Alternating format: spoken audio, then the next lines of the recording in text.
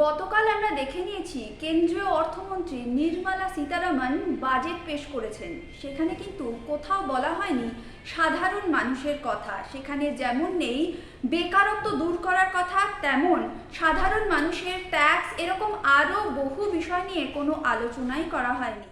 তাছাড়াও প্রধানমন্ত্রী আবাস যোজনা সহ লাখপতি দিদি এরকম নানান রকম প্রকল্পের কথা বলা হলেও সেটা কতখানি সাধারণ মানুষকে সাহায্যের হাত বাড়িয়ে দেবে আমরা কথা বলে নিয়েছিলাম সাধারণ মানুষের সঙ্গে। চলুন দেখা যাক তারা কি বলছেন।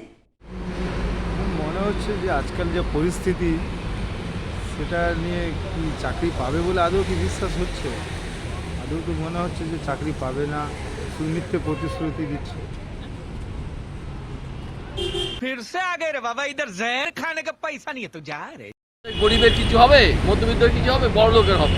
আমাদের রাত্রে কারেন্ট চলে গেল, ব্যাস আমাদের অফ হয়ে গেল, পয়সা ভরতে পারলো না, তখন কি হবে?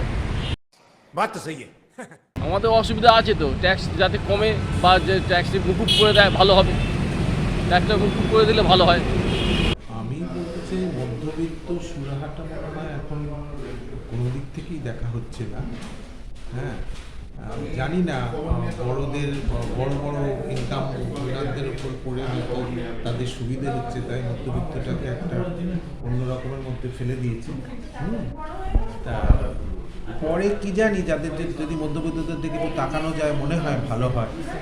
তারাও তো এই সমাজেরই লোক, তাদেরও একটা সুবিধা অসুবিধা থাকতে পারে। হ্যাঁ, তাদের কথাটা হয়তো এখন চিন্তা করছে না, কেন করছে না আমি বলতে পারবো। দেখুন, সত্যি কথা বলতে আমি এগুলো জানি না। মানে আপনি যেটা বলছেন সেই ক্ষেত্রে আমার কোনো নলেজ নেই বা আমি কিছু দেখিনি বা জানি, তো আমি বলতে পারবো না। से मैं ज़्यादा रिलेट नहीं कर पा रही हूँ और मेरा एक्सपर्टीज इसमें नहीं है, so for that reason I am out. আমরা এরপরে কিছুই জানি না, কি বলবো, ভালো হয়েছে কি ভালো হয়নি আমি কিছু জানি না। अरे मैं क्या बताऊं, मैं क्या बताऊं, मैं क्या बताऊं।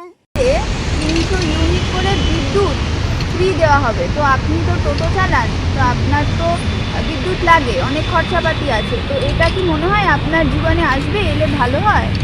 আমার জীবনে মনে হয় যে আসবে না। I'm not interested यार, मुझे सुनना ही नहीं है। বাজার দর নিয়ে কিছু নেই।